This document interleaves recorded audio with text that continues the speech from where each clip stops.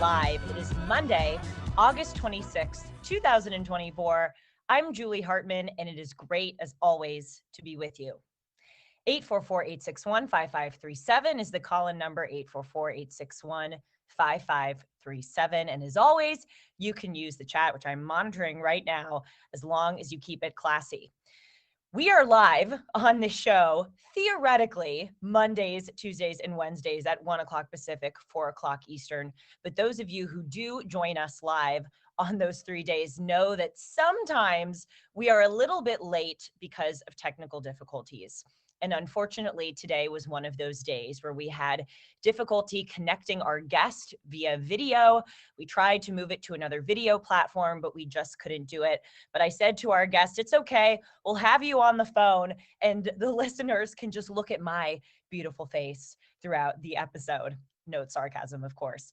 But for those of you who aren't joining us live, you can listen, of course, on Apple and Spotify and later on YouTube. And we are so happy to have you. My gosh, friends, this past weekend, we saw a huge development in the 2024 presidential race, and it is that RFK Jr. suspended his presidential campaign and endorsed Donald Trump and JD Vance, which really, to be honest, I saw coming for a long time. I sort of figured that he would do this because I can imagine that the causes are so important to Mr. Kennedy that he stands for that he would really want to do what is best for the country. And it would seem that what would be best for the country would be for him to join with one campaign or the other instead of taking votes really away from both campaigns by remaining an independent. So we see which one Mr. Kennedy chose, and it was really stunning to watch those two on stage on Friday.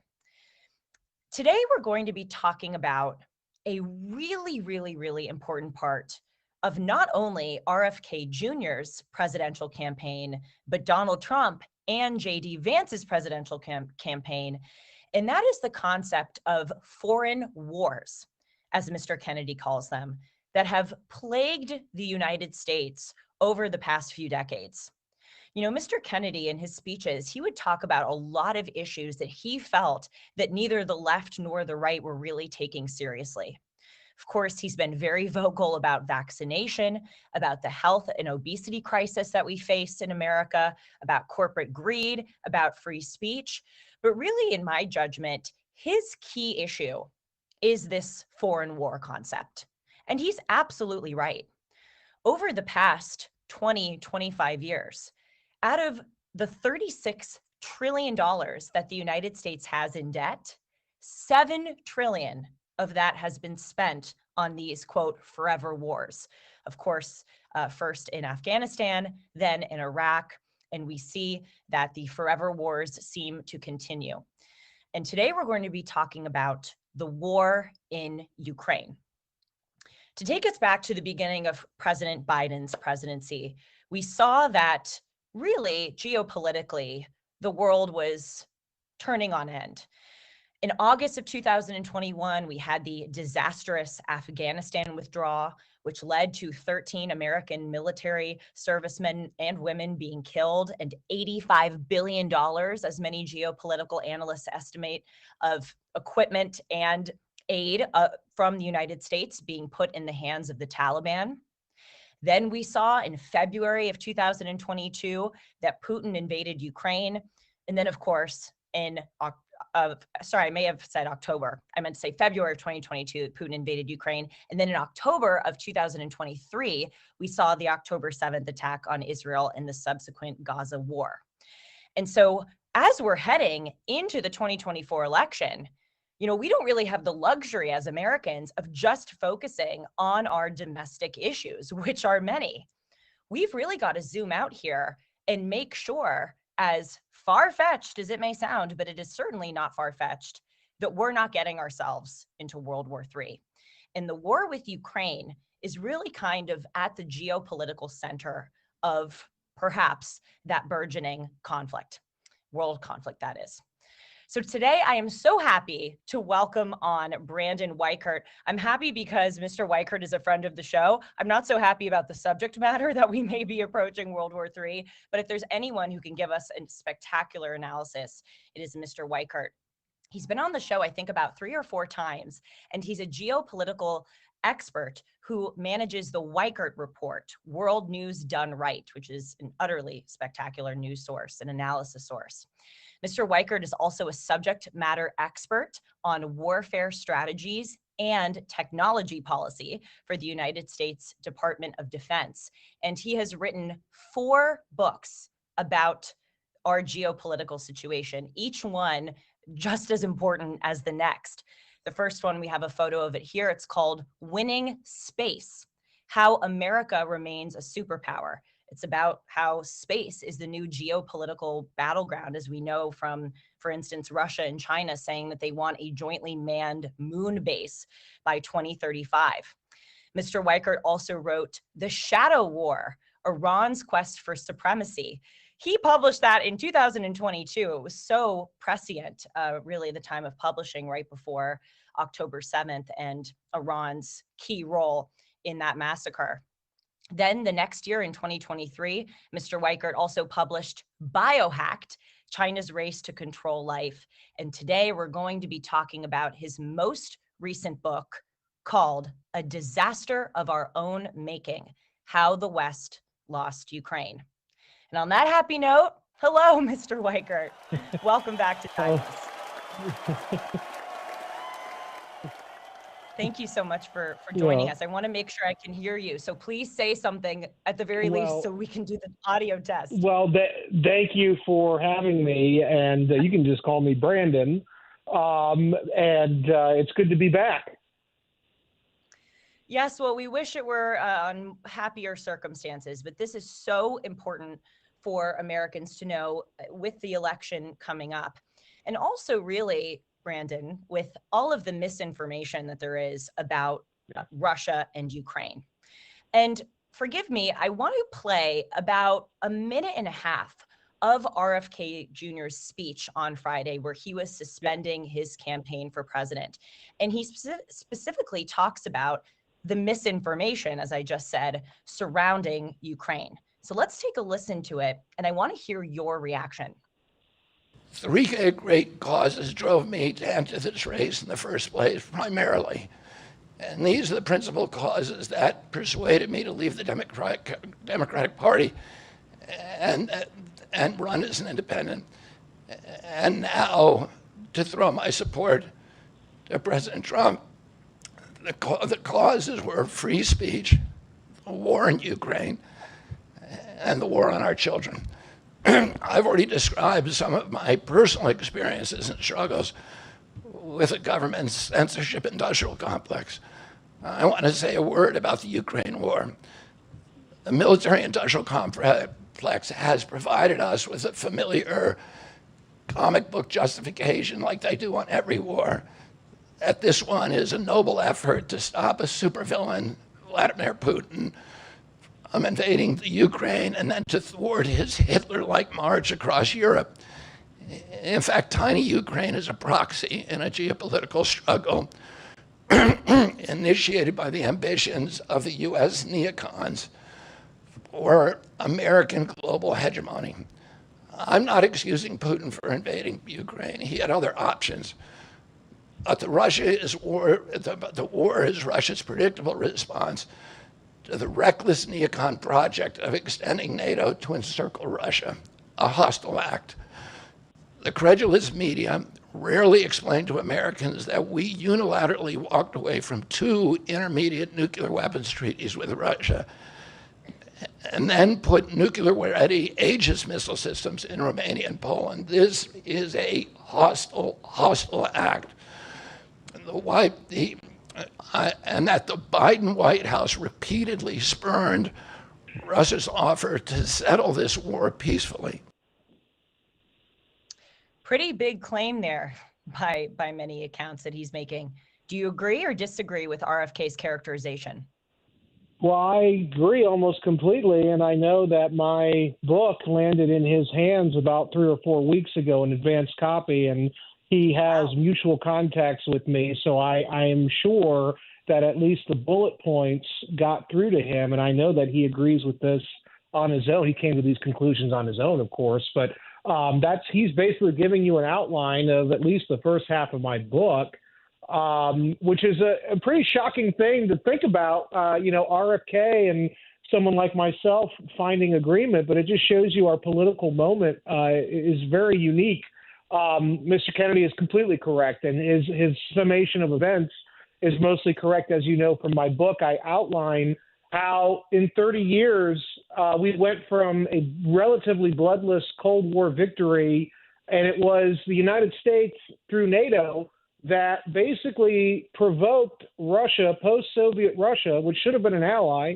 It provoked post-Soviet Russia into this current condition that it's in, where it is basically a rival of the United States, and it has aligned itself very closely now with the rising Chinese. And so now you have this sort of a Chinese-led Eurasia alliance moving against the United States, and they're moving through this alliance through the BRICS community, and they're coalescing against the United States in a geoeconomic as well as a geopolitical encirclement of the United States.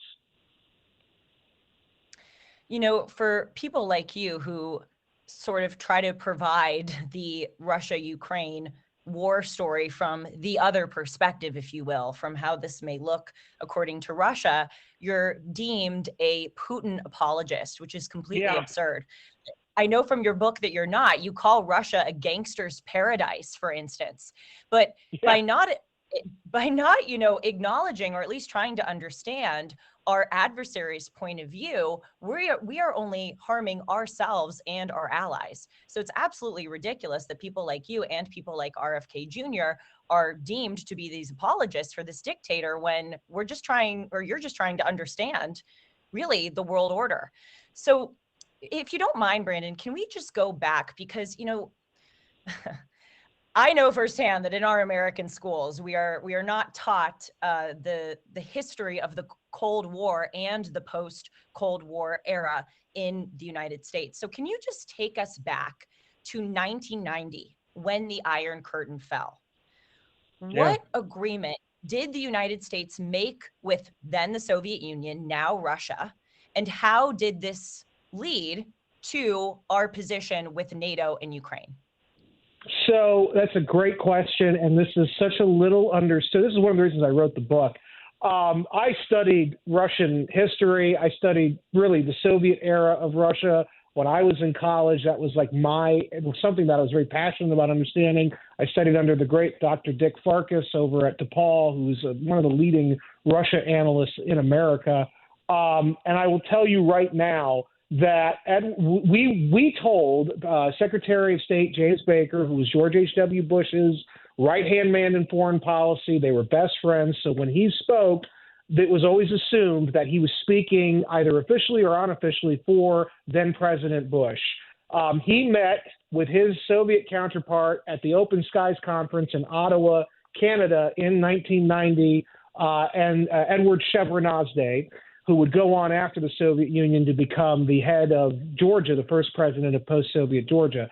But Shevardnadze was representing Mikhail Gorbachev, and he met with James Baker, and they hatched what became derisively known as the Cocktail Napkin Agreement.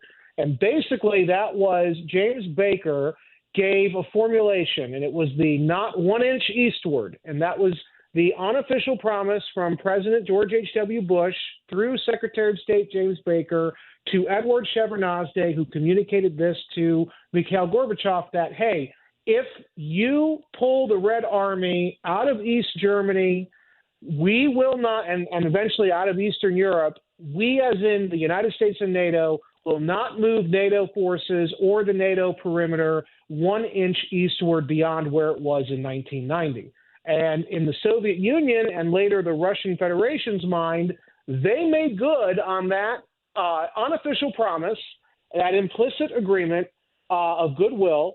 And the Americans and NATO spent the next 30 years expanding, I think it was something like 3 or 5 times in 30 years beyond where NATO was at the end of the Cold War, which in the minds of not only Vladimir Putin, but also Mikhail Gorbachev and Boris Yeltsin, 3 very different Russian leaders, they didn't agree on much. The one thing they agreed on was basically that America and NATO broke that implicit agreement, which triggered the national imperialist Russian response that we're seeing today.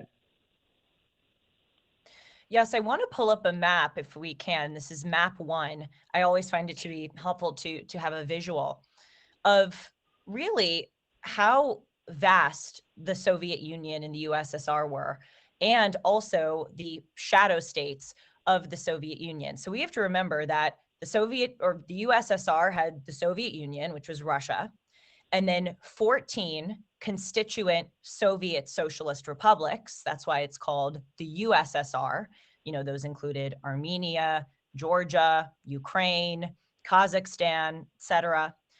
And also, during the time of the Cold War, the USSR, as I just said, had these shadow states, 3 of which, by the way, Brandon, I was just in: Hungary, Romania, and Slovakia, which was, of course, a part of Czechoslovakia. Yes, we have to talk about my trip, by the way. I want to talk to you about all of these post-communist countries and all of the things that I learned. But just to kind of orient this for people, and we forget this from an American perspective, because as we should have, we hated the Soviet Union. We hated communism. It was one of the greatest evils of world history, in my opinion. But then after the Cold War ended in 1990, the USSR was reduced to Russia. And so this was hugely, hugely embarrassing for Russia. It doesn't mean that we, are sympathetic to them or that we like them, but we have to understand the world from their perspective. They lost 14 constituent Soviet socialist republics and shadow states. And then, as Brandon was just saying, in 1999, Poland, Hungary, and the Czech Republic joined NATO. And then in 2004, Romania, Bulgaria, Slovakia, Slovenia, Latvia, Lithuania, and Estonia joined NATO.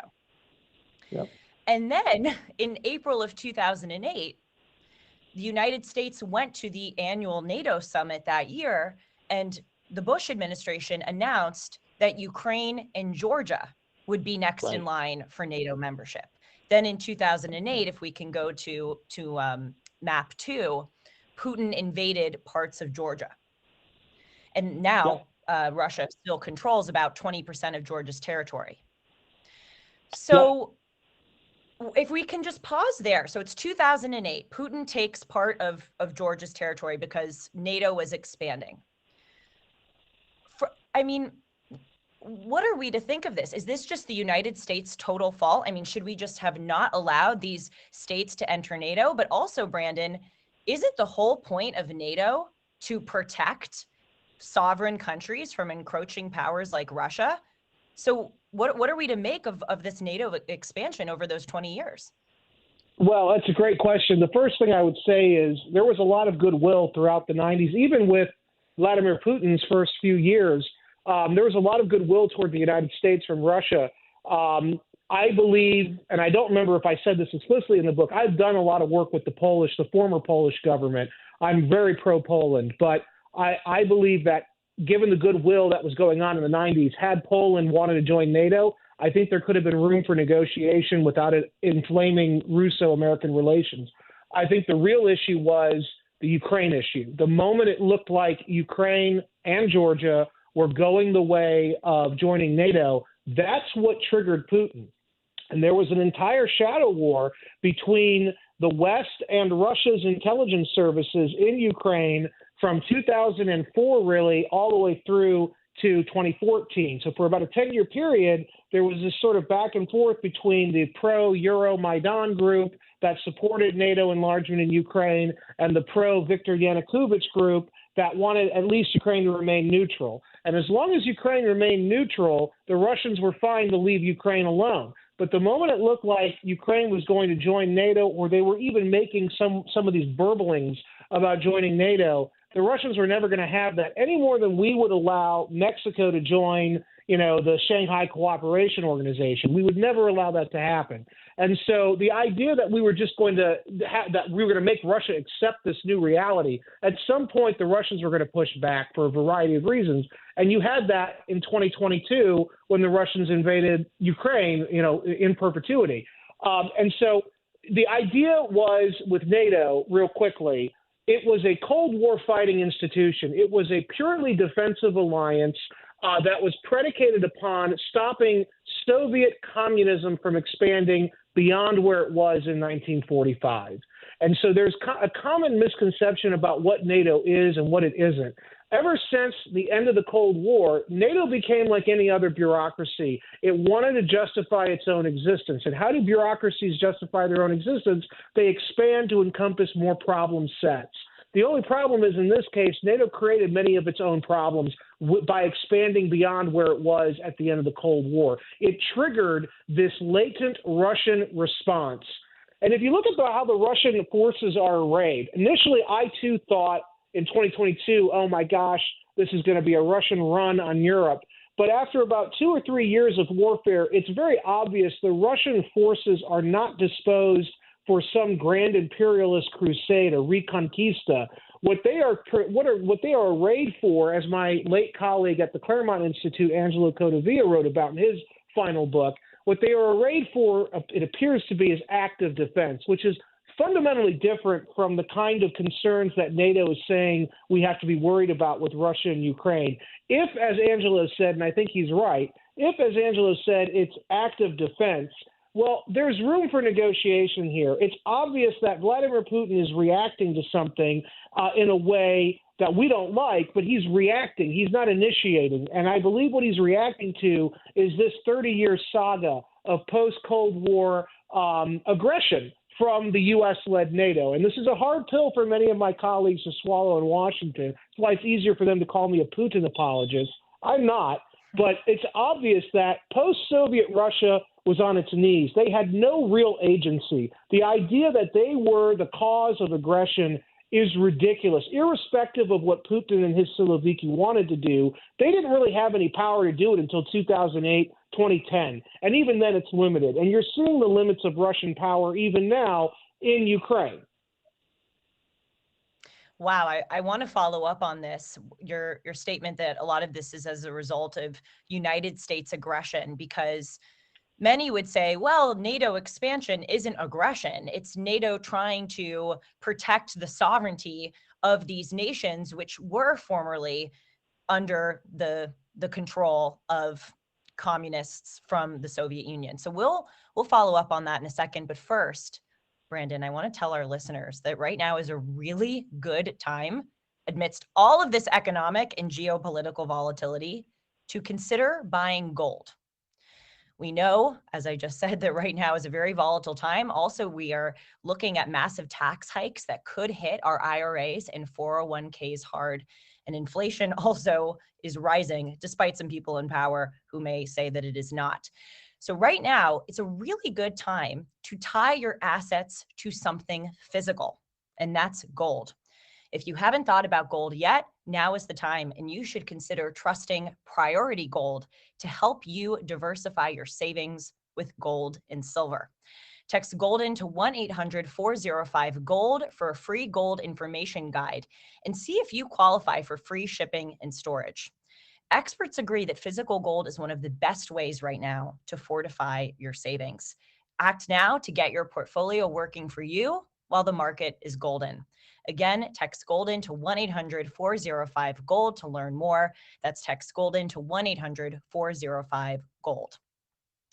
So let's follow up with this point about U.S. aggression. Why is NATO expansion aggressive in your point of view, as opposed to protecting the sovereignty of a place like Ukraine or Georgia? First of all, Georgia, NATO is the North Atlantic Treaty Organization. Georgia is in the South Caucasus. It's nowhere near any North Atlantic anything.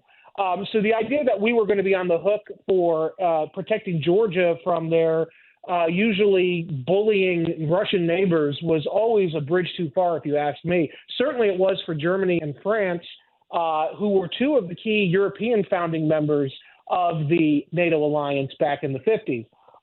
And so there's that. The other issue is, like I said, NATO was founded to stop Soviet communism.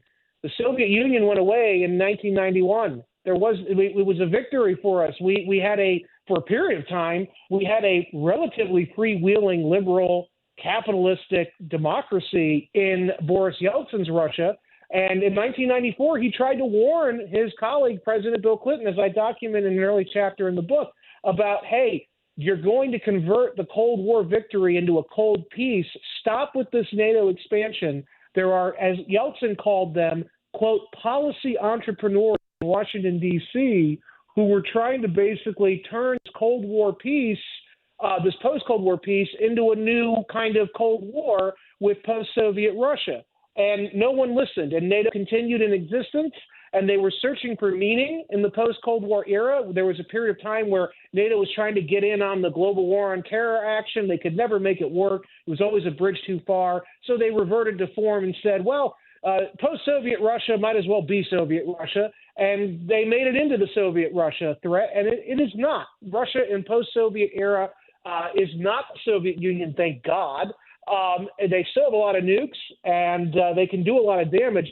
But ideologically, they were not the Soviet Union. They were kind of returning back to that pre-Soviet sort of imperial monarchy, quasi-monarchy, and it would have been that way had we not poked the bear too many times with this NATO expansion mindset. Another thing to remember, Julie, Vladimir Putin wanted to join NATO, and it was the NATO alliance members who scoffed and laughed at him. Now, maybe that was not a serious, suggestion, but, Russia could have been the doorway to Eurasia. Russia could have been the doorway to Eurasia for containing the real threat of China and permanently ensuring that China would never be anything more than a regional nuisance. Instead, because largely of this NATO expansion, Vladimir Putin doesn't trust the West. His regime, even if he were to be deposed, whatever came after him would be just as bad, if not worse. They would never trust the West again, and they would still continue to marry their power to China's, giving rise to this new anti-American alliance that could very well defeat the United States. God forbid. I was only 8 years old at the time. I don't even remember when Putin invaded Georgia, but it seems like that should have been the warning to the West that they should really, really stop pushing this NATO issue. And then, of course, I was old enough to remember when Putin invaded Crimea and parts of the Donbass in 2014. We also have a map. I'm a map girl, as you can tell. It's map 3 to show that. I too love maps. Yeah, I bet you do, Brandon. I bet if there's anyone I know who loves maps, it's you. So let's go to 2014 because, Brandon, you make a very bold claim, literally in the title of your book, a disaster of our own making, that we are the ones, the West, we are the ones who lost Ukraine. So let's go to 2014 when Putin invades Crimea and parts of the Donbass.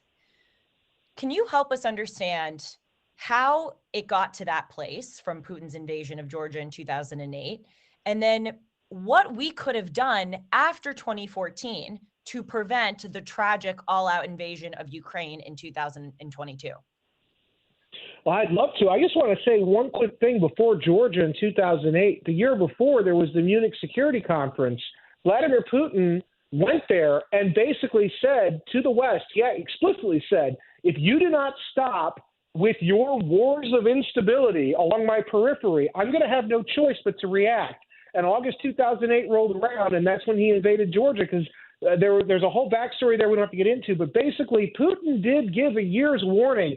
Stop what you're doing, or I'm going to react in a way you don't like. The only way you understand, apparently, was the sort of the message. And the West didn't listen. And so the same thing played out in Ukraine. Now, what was going on in Ukraine is We made a deal back in the 90s under Bill Clinton in exchange for Ukraine giving up 300 Soviet nuclear weapons that basically the United States would implicitly protect Ukrainian sovereignty. But the Russians got in a caveat in what became known as the Bucharest Memo.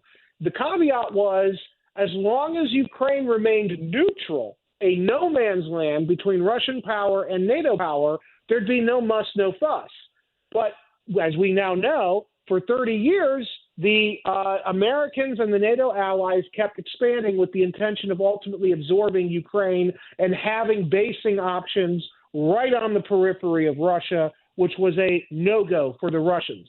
And so 2014 rolls around, there's a shadow war going on I mentioned earlier. From 2004 to 2014, there's this sort of back and forth between pro-Western elements that the CIA was backing, as well as the pro-Russia element. Viktor Yanukovych was their representative. And ultimately, Viktor Yanukovych did actually win the presidency of Ukraine and actually was trying to keep Ukraine neutral because Russia wanted to absorb Ukraine in their budding Eurasian Economic Union, the EEU. And Yanukovych was trying to fight that off, even though he was pro-Russia. And he was also trying to play nice but not get too absorbed by the EU and NATO. And what happened was 2014 rolls around, and there's a coup. And they kick Yanukovych out, and that triggers Putin because now Putin's saying, you know what? These guys in the West are not going to play fair. So that's when he says, I'm going to go in and I'm going to take the Russian-speaking parts that historically have been controlled by the Russians. Remember, eastern Ukraine in the 1800s was colonized by Catherine the Great. That's Colonel Potemkin. That's where you get the Potemkin village concept from. That was from the early colonization efforts of Russia. So whether we like it or not, the Russians have always had a hand in eastern Ukraine. And what this is really about is classic geopolitics. Russia has four warm water ports, one of which is the most important probably, and that's in Crimea. That's the southern Ukrainian peninsula along the Black Sea. And in Putin's estimation, the fear is that NATO is trying to push his Black Sea fleet out of the Black Sea and permanently eroding Russian power projection into the Black Sea and beyond into the Mediterranean. And so for the Russians, this is an existential question. They cannot allow for only a handful of these warm water ports to fall to Western hands. And I would remind your audience that in Syria, Eastern Mediterranean, there's another Russian warm water port. And the reason that the Russians helped Bashar al-Assad in Syria is because if he fell, it was going to be an anti-Russian element that took over and was going to knock the Russians out of that warm water port, which would have left them with only two warm water ports, and that's in the Kaliningrad in the Baltic and in Vladivostok. So for the Russians, this is an existential geopolitical issue, and it looks to them not like the Americans are fighting for peace and democracy in Ukraine. It looks like the Americans are trying to subvert Russia's over 200-year hold on Crimea, which is absolutely a non-starter for them, and they will risk nuclear war over that. In our final few minutes, Brandon, because I know you've got to go on my colleague's show in about 13 minutes, so I'm paying attention to time for you. But in our final minutes, I want to tell you a quick story about my travels that I had mentioned. I actually met a Ukrainian young man when I was in Ireland. It was totally like out of a movie, actually. I was on the street with a friend. We were looking for places to eat. I happened to stop this guy thinking that he was from Ireland. Turns out he's from Ukraine, and he left Ireland, or excuse me, he left Ukraine in 2022 and came to Ireland. His parents are actually still in Ukraine. And we actually ended up getting lunch together, if you can believe it, because I really wanted to get to know him and hear about his life story. And he was a lovely, lovely guy. And he was talking to me a bit about Ukraine. And then I told him I do a podcast, and he listened to one of our podcasts. Maybe it was with you, or maybe it was I think it was a solo episode that I did. And I asked him for feedback. And Brandon, he told me over WhatsApp, very brutally, by the way, that I was a Putin apologist because I had said that NATO expansion might have contributed to Putin's invasion of Ukraine. And it really devastated. I have to tell you, I actually started tearing up because I really cared about this guy and I felt so sorry for him. And then he's, thinks I'm this Putin apologist. But here's the really important part. He said, because I was trying to convince him to vote for Trump, he can't vote for Trump unless he comes across the southern border, Well, but to support Trump. Yeah. That's right. He might be able to. And he said to me, no, you have it all wrong. Putin and Trump are these dictators, and the Biden-Harris administration, with their billions of dollars going to Ukraine, they are the ones who are protecting us. So Brandon, if you were sitting at lunch with this guy, or if you were texting him on WhatsApp, what would you say to him about the United States' role in Ukraine now that Putin has invaded? What have we done or not done to help the situation? Well, there wouldn't have been a lunch because I would have asked him what the heck he was doing in Ireland while his country was burning. Why isn't he standing with his countrymen fighting? That's the first thing I would have said, because we're told that the Ukrainians are all in and they're doing everything and they're fighting and dying so that we don't have to. But how many millions of people, and I mean that, something like almost half of Ukraine's population has fled Ukraine in the face, and it's not women and children. It's just like from the Middle East. It's at least half of that group are military-age males avoiding the draft.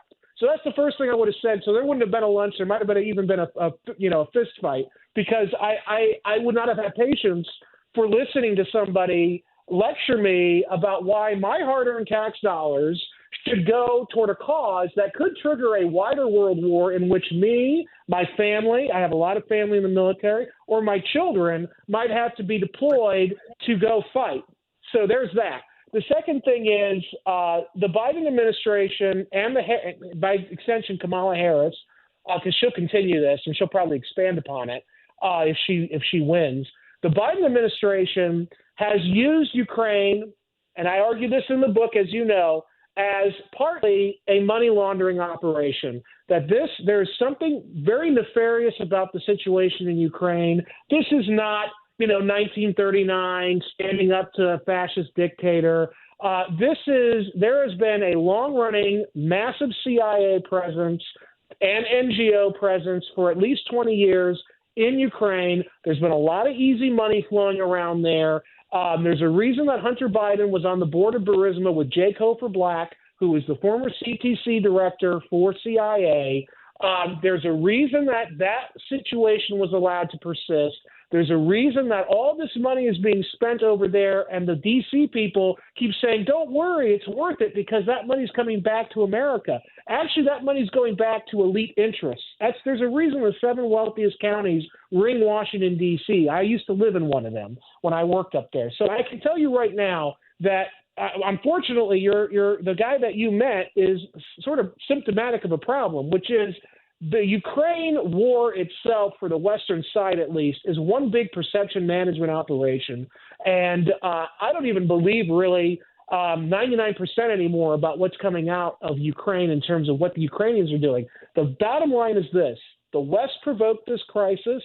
We've been using Ukraine to funnel money around the world and arms to boost up our arms sales. And at the same time, the Ukrainian government is getting rich off of it, sending their children, their people all around the world to hide out while the poor Ukrainians go to fight and all the mercenary element goes to fight. And in the meanwhile, we could very well trigger a world war because for Russia, this is an existential fight. For our side, I don't really know what it is, but despite the propaganda, it sure doesn't seem like an existential fight. As you say in the book, the blood of Ukrainians the Ukrainians' blood is what is coming out of the West's ignorance and the West's military-industrial complex. So thank you, Brandon. Very, very, very interesting discussion and so helpful because people just do not know really the history behind any of this. So I look forward to welcoming you back on the show in the future. And reminder, everyone, Brandon's book is a disaster of our own making, How the West Lost Ukraine. Next time, Brandon, you will be on. Your face will be on, not a phone call. I can scare your audiences even more then. hilarious. You will scare no one. We will be delighted to have you back. Thank you so much. Thank you. Take care. And before we go, everyone, I want to tell you one more time about gold, because seriously, amidst all of this economic and geopolitical volatility, it is very prudent to tie your money to something physical, something that has value despite the volatility of our monetary policies. And that is gold. Economists are warning us about massive tax hikes that could hit our IRAs and 401ks hard. With inflation rising and global uncertainty, it's no wonder central banks and many Americans are turning to gold. If you haven't thought about gold yet, now is the time, and you should consider using Priority Gold to help you diversify your savings with gold and silver. Text GOLDEN to 1-800-405-GOLD for a free gold information guide and see if you qualify for free shipping and storage. Experts agree that physical gold is one of the best ways to fortify your savings. Act now to get your portfolio working for you while the market is golden. That's 1-800-405-GOLD. Text GOLDEN to learn more. That's text GOLDEN to 1-800-405-GOLD. And I also want to talk to you about MyPillow. Those of you who've been watching the show know that I sleep on a MyPillow. I sleep on the Giza Dream bed sheets. I use my towels, both bath towels and the kitchen towel sets, and I wear my slippers. And you can get many of these products at a massive discount if you use the promo code Hartman at checkout. Right now, for instance, you can get the queen size premium MyPillow for only $19.98. This is made with a patented adjustable fill. It adjusts to your exact individual needs regardless of your sleep position. So it helps keep your neck aligned and holds your shape all night long so that you can get the good sleep that you need. You can also get MyPillow's 6-piece kitchen or bath towel sets for only $25. You can get their brand new mattress topper for as low as $69.98 and their famous MyPillow bed sheets for as low as $25.